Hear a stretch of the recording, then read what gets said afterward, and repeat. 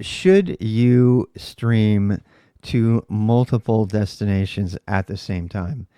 This is a video in the sort of IRL live streamer category, and I'm just going to answer a question really quickly about this. I have done multi-streaming. I've done up to 5 different targets. At one point, I was streaming to Kick, Facebook, Twitch, YouTube, and Twitter, all at the same time. And I paid $130 a year, 120, $130 a year to use Restream.io. And I love Restream.io. I think it's a great tool. One of the things I like about Restream, this is different though. This is IRL toolkit, and we're going to talk about that in a second. It's $130 a month. So the answer is it depends, as usual. But the reason I only stream to Twitch right now, and this is the main part of the video, the reason I only stream to Twitch right now is primarily for one reason. Twitch doesn't turn my stream off when proprietary music is broadcast from my stream. Whether it be by accident in a Walmart, hearing this music, or whether it be on purpose, like thousands of other Twitch DJs who don't save their VODs and do a morning show or a nightly DJ. I mean, one of my favorite streamers is 80s Dance Party, and there's no way that 80s Dance Party could exist if it was YouTube only, because YouTube shuts your stream down if it detects proprietary music. If it detects anything that's coming from what it thinks is coming from another YouTube channel, or if it thinks that it's proprietary music, it will stop you. And I got a copyright strike for doing that. I was actually restreaming to YouTube and to Twitch, and I forgot to click off the YouTube thing, and I was just doing my regular DJ thing, and boom, I got a strike. Because the first thing they do is they turn you off, and then they just cut you out altogether. And that's it, and you get a strike. And so I mean, the YouTube content that I have, as you're watching right now, is so important to me, that you're able to get to these videos and that these videos can exist forever, that the risk of getting another copyright strike on YouTube is never worth it to me, not to me. Other people might find it okay to do that and to risk it, but I don't. I did notice that if I am using a speaker or something and the music is coming through the speaker like many IRL streamers do, that YouTube is more permissive with that, but it still will turn it off if it's more than 2 or 60 seconds. So like if you are stopped in a quiet area and they're not talking and it just hears the music, it'll shut you down, and then you're risking getting a strike. And I cannot risk getting a strike on YouTube. It doesn't really matter what I think with regard to the whole copyright mess. I'll save that for another video someday. But I personally just don't want to risk it. So I do not do a multi-stream. For a long time, I was multi-streaming to Facebook, which is very, very permissive. The thing I didn't like about that was that, there was the latency of Restream. So the real question is, do you care about it going to 2 different places, right? And the second major reason that I only stream to Twitch is because Twitch integrations. So we have the engagement that comes from stickers, that comes from blurb, that comes from polling, that comes from the IRL toolkit layered on top of it. The single source for chat, which is also a huge reason, almost a third reason all by itself, is phenomenal. I watch IRL streamers that I love struggle with the decision to multi-stream or not. And it's funny because a couple of them have tried to do it, mostly because they're using IRL toolkit, which allows 2 concurrent targets, and now they're managing their community over here and their community over here, and they can't see the chat. They have to have, there's no client that can, that puts both of the chat streams together, and the YouTube people can't do anything. So if you have like integrations like stickers or something fun, or one of those games like Stream Avatars, you can't do it. And so the YouTube people are like, I want to do that. And YouTube has no intention. I've actually worked with the internal API for the YouTube quite a bit.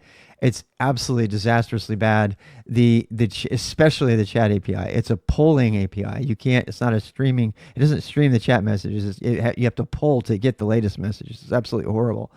And that would be a reason to use Restream as well. But that's the reason that when you're using a multi-stream platform like Restream that combines all this stuff, that you get a lot of lag. You'll get like a ton of YouTube video, of YouTube stream chat messages, and then you'll get, like intermixed with like the Twitch ones, and then you'll get a whole bunch more YouTube ones, and it's not real time. It's messed up. And frankly, I think YouTube is just totally missed the boat on streaming. They have made multiple bad architectural decisions about how to implement live streaming. The only thing positive I can say about YouTube as a live streaming platform is that it has a wider audience, even though the audience tends to be less associated with you. You get a lot more random people in there, and so you're dealing with trolling a lot more because you get a lot more randos in there that just want to screw around with you. Whereas on Twitch, they've got to kind of know about Twitch, which means it's more likely that they'll find you from a YouTube video and then they'll say, hey, I found your YouTube video and now I'm on Twitch and here you are, and I added a Twitch account just for you. And so you kind of filter out the idiots. And to some degree, that's been my personal experience. Is there's far more idiots on YouTube than there are on Twitch, even though Twitch is supposedly a gaming platform, right? And I think the reason for that is because Twitch takes a conscientious effort on the part of the person coming and finding you, because there's a good chance they don't already have it. So that argument that YouTube gets you more exposure and everything, while it's true for the videos, which I have experienced making these mini videos, it's not true, and it's actually kind of a bad thing when it comes to creating a community that you have curated, that has people in it that don't have to be banned instantly, that don't say stupid things, that so I found that the Twitch community has been extremely good in that regard. Now, unfortunately, there are many professional and regional restrictions on using Twitch at work and places like that, which is really sad. I can't control that. But, so consolidating everything into Twitch is nice.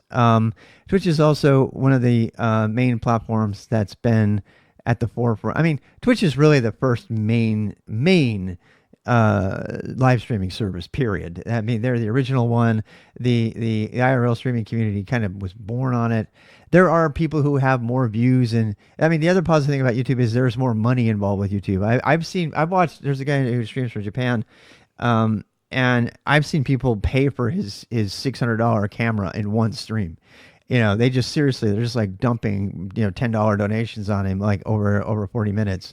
And that just does not happen on Twitch. I mean, Twitch takes a bigger cut of the money, as far as I know, but there are a lot more interesting and entertaining ways to support a streamer through Twitch with subs and raiding. The idea of a raid, the discoverability of that, the recommendation algorithm that is in Twitch that will put your name in front of somebody else who's interested in kind of the same thing. It's all so much better. In fact, it's so good that I just don't even bother anymore. I mean, at one point, to multi-stream to two different services on Twitch until last year, it was forbidden by Twitch, and if you did it, you could lose your affiliate. In fact, the first year I used Twitch, I thought it would be better to have multiple, allow people from all over the place to come in and see it, and then I learned really quickly that it wasn't worth it, and I felt really bad because I gave up my affiliate status, which, by the way, is you can't just click on a button. Hey, how are you? You can't just click on a button and say no more affiliate, right? I had to write a letter to Twitch because Twitch is so unused to people saying I don't want affiliate anymore, and I was trying to be ethical and follow this stuff, and I was about to do multi-streaming. Fast forward 3 years, they're like, yeah, you can multi-stream, that's fine, nobody cares. You probably don't want to have it, might be messy for your chat, but and it was no big deal. I'm like, well, thanks a lot. I could have probably not done that. So, and then there's, things like Kick. I will never stream to Kick, and there's a separate video. I'll do a separate video on Kick, but the short version is, I Kick, for no reason at all, started bouncing and spamming all of my community members on Kick and Twitch. They sent something like 70 different notifications and emails to go along with those notifications, including in my Discord, and I will never use it again. I mean, if they don't even have baseline quality assurance so that when my stream, seriously, I I don't know. I think the bit rate might have been a little bit high, and so they kept restarting. They kept bouncing my stream on Kick, and every time they did, it was spammy. There was nothing in there to detect that it was doing it, and it kept sending new notifications. And everyone's like yelling at me, like, "Why are you sending me all these notifications? Why are you blah blah blah?" And I was like, "I am never using Kick again." I mean, despite all the things about gambling and everything, I'm never ever going back. At first I was kind of enamored by the idea of having another alternative to Twitch and everything. The only reason I would ever consider streaming to Kick would be if there was no other possible option to stream whatsoever, and then I would do that. And as I said with Facebook, Facebook is very niche, and it's the people on Facebook. The people going to find me are going to be people that are not the people that necessarily would want to watch a live stream from me. So I stick with just videos for there. So the conclusion is, I personally think that the best way to build a community, period, is to have a Twitch live stream and to do short form videos, as many as you can. And by short form, I usually mean under 30 minutes. I know that's long, right? And then do those daily. I think that's really the way to go about it. That's the way I've been trying to do it. I've tried everything else wrong. It seems like I do it all wrong until I get to the good part. I have videos that are 17 hours long that I posted to YouTube because people could go to the different places and go see it. But the better thing to do is to just make a bunch of short videos and then link those all together in a single website like we do on skillstack.io. So that's it. That's just my summary of, if you want to get into streaming and if you're considering multi-streaming, how to do it.